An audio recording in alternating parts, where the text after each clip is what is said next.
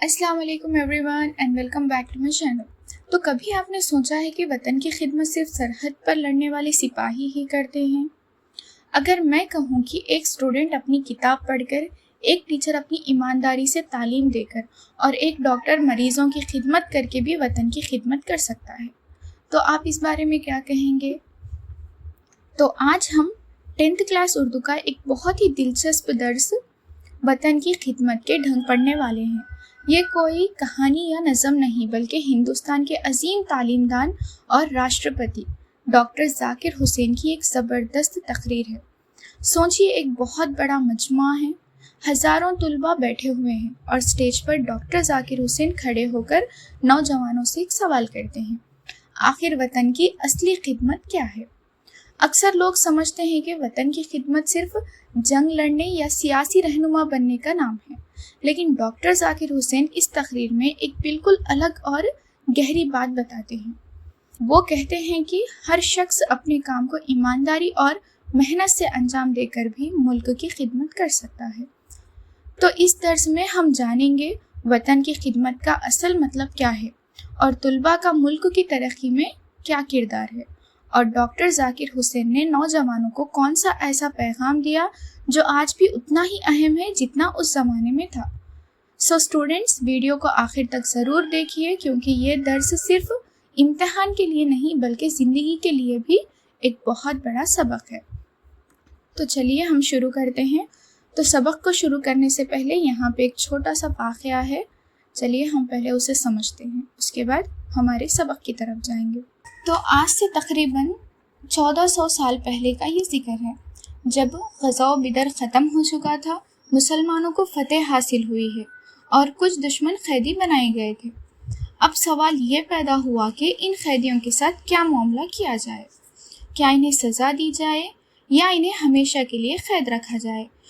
تو اس ٹائم پر رسول اکرم صلی اللہ علیہ وسلم نے خود فیصلہ کرنے کے بجائے اپنے صحابہ اکرام سے مشورہ فرمایا۔ تو یہاں ایک بہت بڑی بات سیکھنے کو ہمیں ملتی ہے۔ اتنے عظیم نبی ہونے کے باوجود آپ صلی اللہ علیہ وسلم اپنے ساتھیوں سے مشورہ کرتے تھے، اسی لیے اسلام میں مشورے کو بہت اہمیت دی گئی ہے۔ تو پھر حضرت ابو بکر صدیق رضی اللہ تعالیٰ عنہ نے ایک نہایت حکمت بھری رائے پیش کی۔ انہوں نے فرمایا کہ جو قیدی پڑھنا لکھنا جانتے ہیں، ان سے مال لینے کے بجائے انہیں مسلمانوں کی ان افراد کو تعلیم دینے پر مقرر کر دیا جائے جو پڑھنا لکھنا نہیں جانتے۔ تو اب آپ ذرا سوچئے، اس زمانے میں نہ اسکول تھے، نہ کالجز تھے، نہ ہی یونیورسٹیز، پھر بھی اسلام نے علم کو اتنی اہمیت دی کہ قیدیوں کی رہائی کا بدلہ بھی تعلیم کو بنایا گیا۔ تو رسول اکرم صلی اللہ علیہ وسلم کو یہ مشورہ بہت پسند آیا اور اسے قبول فرما لیا گیا۔ اور کیا آپ جانتے ہیں اسلام کی سب سے پہلی وحی کا پہلا لفظ کیا تھا؟ تو اسلام کی سب سے پہلی جو وحی تھی، وحی نازل ہوئی تھی، اس کا پہلا لفظ ہی اقرا تھا، اور اقرا کے معنی ہے پڑھو، اوکے، ٹو لرن، اوکے۔ یہ اس بات کی دلیل ہے کہ اسلام نے شروع ہی سے علم اور تعلیم کو بہت بلند مقام دیا ہے۔ اسی تعلیم کی طاقت نے بعد میں ایسے عظیم مسلمان سائنسداں، ڈاکٹر، ماہر فلکیات اور مفکر پیدا کیے جنہوں نے دنیا کی رہنمائی کی۔ اور اس حدیث سے ہمیں یہ سبق ملتا ہے کہ قوموں کی اصل طاقت دولت یا ہتھیار نہیں بلکہ علم اور تعلیم ہوتی ہے۔ اور یہی بات ہمارے آج کے سبق وطن کی خدمت کے ڈھنگ سے بھی جڑی ہوئی ہے، کیونکہ ایک تعلیم یافتہ فرد ہی اپنے وطن کی بہترین خدمت کر سکتا ہے۔ تو آئیے اب اپنے سبق وطن کی خدمت کے ڈھنگ کی طرف بڑھتے ہیں۔ تو سبق کے پہلے حصے میں کیا ہے، چلیے ہم دیکھتے ہیں۔ تو پہلے آپ ذرا ایک سوال کا جواب دیجئے۔ اگر آپ کو آج کوئی پوچھے کہ آپ پڑھائی کیوں کر رہے ہیں، ٹھیک ہے، کچھ لوگ کہیں گے اچھی نوکری کے لیے، اوکے، اور کچھ کہیں گے زیادہ پیسے کمانے کے لیے، اور کچھ لوگ کہیں گے اپنے خاندان کا مستقبل بہتر کرنے کے لیے، اور سچ پوچھیں تو ان میں کوئی بات غلط بھی نہیں ہے۔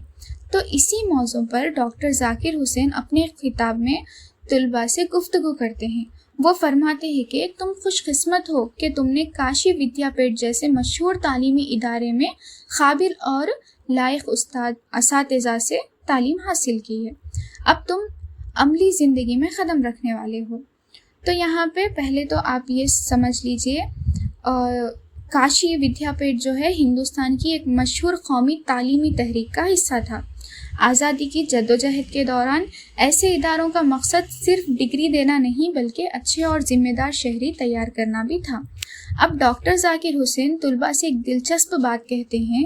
وہ فرماتے ہیں کہ ہو سکتا ہے تم میں سے کچھ لوگ تجارت کرنا چاہتے ہوں اور کچھ نوکری کرنا چاہتے ہوں اور کچھ زیادہ دولت کمانا چاہتے ہوں، اور وہ یہ بھی کہتے ہیں کہ اگر تم محنت اور ایمانداری سے کامیاب ہونا چاہتے ہو تو اللہ تمہیں کامیابی عطا فرمائے گا۔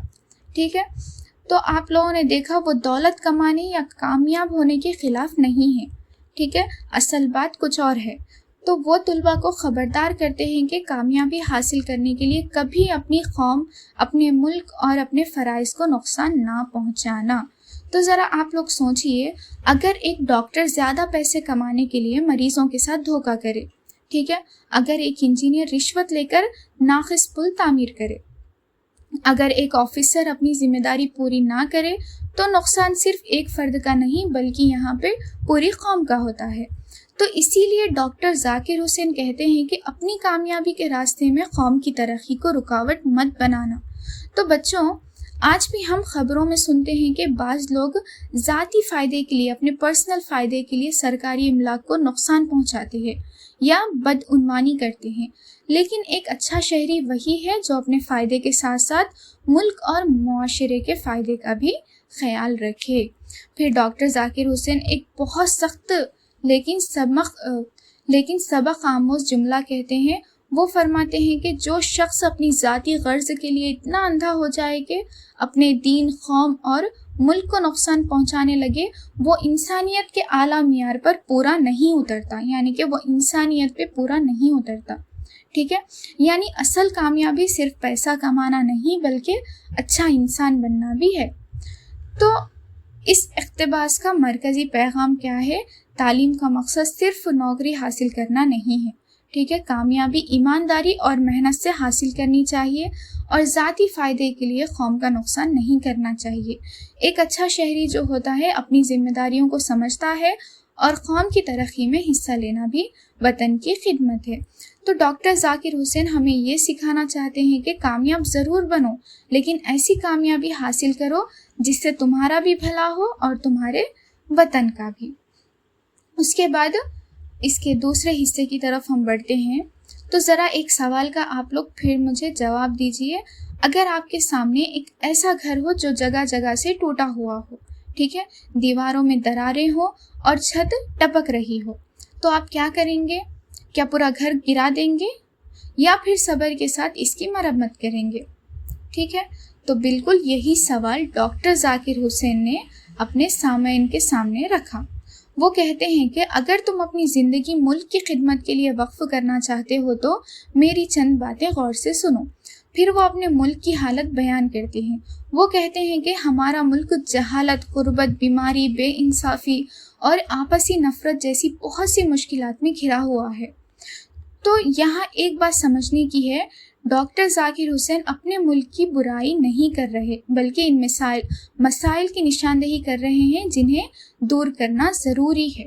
ٹھیک ہے، جیسے ایک ڈاکٹر بیماری کی نشاندہی کرتا ہے تاکہ علاج کیا جا سکے، اسی طرح وہ قوم کی بیماریوں کی طرف توجہ دلا رہے ہیں۔ پھر وہ ایک بہت خوبصورت بات کہتے ہیں، لیکن کیا کیجیے یہ ہمارا ملک ہے۔ تو یہ کتنی بڑی بات ہے نا۔ تو وہ کہتے ہیں لیکن کیا کیجیے یہ ہمارا ملک ہے۔ تو اصل محبت تو وہی ہوتی ہے جو خامیوں کے باوجود بھی ساتھ نبھائے۔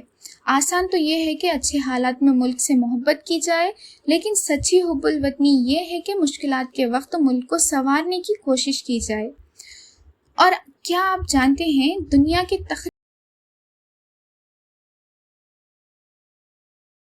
تقریباً تمام ترقی یافتہ ممالک کبھی نہ کبھی غربت، بیماریوں اور بے شمار مسائل کا شکار رہے ہیں۔ ٹھیک ہے، مثال کے طور پر جاپان جو تھا دوسری جنگ عظیم کے بعد تقریباً تباہ ہو چکا تھا۔ ٹھیک ہے، جاپان پہ جو ہیروشیما نیوکلیئر بام اٹیک ہوا تھا جس کے بعد وہ پورا تباہ ہو گیا تھا۔ ٹھیک ہے، لیکن وہاں کے لوگوں نے محنت، صبر اور تعلیم کے ذریعے اپنے ملک کو دوبارہ کھڑا کر دیا۔ اسی لیے ڈاکٹر ذاکر حسین نوجوانوں سے کہتے ہیں کہ مشکلات دیکھ کر مایوس مت ہو جانا۔ کبھی کبھی نوجوان جذبات میں آ کر سوچتے ہیں کہ پورا نظام ہی بدل دینا چاہیے یا سب کچھ تباہ کر دینا چاہیے، لیکن ڈاکٹر ذاکر حسین اس سوچ سے اتفاق نہیں رکھتے۔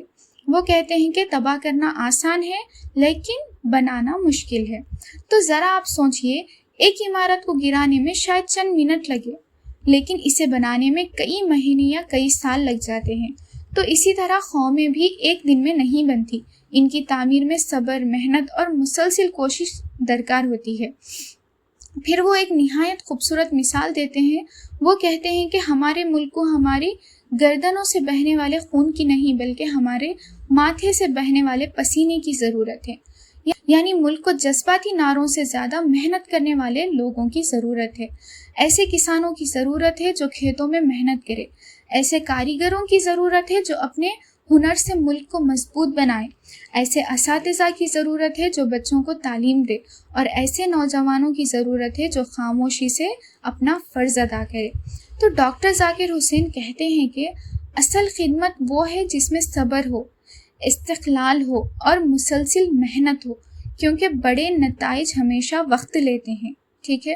جیسے ایک بیج آج بویا جائے تو کل درخت نہیں بنتا، اسے پانی دینا پڑتا ہے، انتظار کرنا پڑتا ہے، تب جا کر میٹھا پھل ملتا ہے۔ تو یہاں پہ اس کا مرکزی خیال بس اتنا ہے کہ اپنے ملک کے مسائل سے مایوس نہیں ہونا چاہیے، تباہی نہیں بلکہ تعمیر کا راستہ اختیار کرنا چاہیے، اور قوموں کی ترقی صبر اور مسلسل محنت سے ہوتی ہے۔ جذباتی نعروں سے زیادہ اہم عملی کام ہے، اور وطن کی خدمت کا بہترین طریقہ دیانتداری اور خاموش محنت ہے۔ تو ڈاکٹر ذاکر حسین ہمیں سکھاتے ہیں کہ ایک سچا محب وطن وہ نہیں جو صرف بڑے بڑے دعوے کرے، بلکہ وہ ہے جو خاموشی سے اپنے حصے کا کام ایمانداری کے ساتھ انجام دے۔ اس کے بعد تیسرے پارٹ کی طرف ہم بڑھتے ہیں۔ تو یہاں پر مجھے آپ ایک بات بتائیے، اگر آپ کو ایک بہت بڑی عمارت بنانے کی ذمہ داری دی جائے تو کیا صرف جوش کافی ہوگا یا پھر صبر، محنت اور مستقل مزاجی بھی ضروری ہوگی؟ تو یقیناً صرف جوش سے کام نہیں چلتا۔ بالکل یہی بات ڈاکٹر ذاکر حسین اس اقتباس میں نوجوانوں کو سمجھاتے ہیں۔ وہ کہتے ہیں کہ اگر تم نئے ہندوستان کی تعمیر میں حصہ لینا چاہتے ہو تو ضرور لو، لیکن پہلے اپنے مزاج کو دیکھو۔ اگر تم بہت جلد باز ہو، اگر تم ہر کام کا نتیجہ فوراً چاہتے ہو، اگر تم 2-4 دن محنت کر کے تھک جاتے ہو، تو قوم کی تعمیر کا یہ عظیم کام تمہارے لیے آسان نہیں ہوگا۔ تو اسٹوڈنٹس، ذرا آپ سوچئے، ایک ڈاکٹر بننے میں کتنے سال لگتے ہیں، ٹھیک ہے؟ ایک انجینئر بننے میں کتنی محنت کرنی پڑتی ہے، اور ایک درخت کو پھل دینے میں کتنا وقت لگتا ہے۔ دنیا کی ہر بڑی کامیابی وقت مانگتی ہے، تو پھر ایک پورے ملک کی تعمیر ایک دن میں کیسے ہو سکتی ہے؟ تو یہی بات اسی لیے ڈاکٹر ذاکر حسین کہتے ہیں کہ وطن کی خدمت صبر اور استقلال کا کام ہے۔ پھر وہ ایک اور اہم بات بتاتے ہیں۔ وہ فرماتے ہیں کہ اس راستے میں ناکامیاں بھی آئیں گی، اور صرف 1 یا 2 نہیں بلکہ بار بار ناکامیاں آئیں گی، لیکن اصل کامیاب انسان وہ ہے جو ہر ناکامی کے بعد دوبارہ اٹھ کھڑا ہو۔ اور کیا آپ جانتے ہیں مشہور سائنسدان جو تھے جن کا نام تھا تھامس ایڈیسن، تو انہوں نے کیا کیا؟ بلب ایجاد کرنے سے پہلے ہزاروں تجربات کیے تھے۔ جب ان سے ناکامیوں کے بارے میں پوچھا گیا تو انہوں نے کہا، میں ناکام نہیں ہوا، میں نے صرف ہزاروں ایسے طریقے دریافت کیے جو کام نہیں کرتے۔ تو یہی جذبہ ڈاکٹر ذاکر حسین نوجوانوں میں دیکھنا چاہتے تھے۔ پھر وہ خبردار کرتے ہیں کہ جب تم اچھا کام کرو گے تو کچھ لوگ مخالفت بھی کریں گے۔ کیوں؟ کیونکہ ہر تبدیلی سب کو پسند نہیں آتی۔ بعض لوگ پرانے فائدے کھونا نہیں چاہتے، اسی لیے تاریخ میں تقریباً ہر بڑے مسئلے سائنسداں اور رہنما کو مخالفت کا سامنا کرنا پڑا۔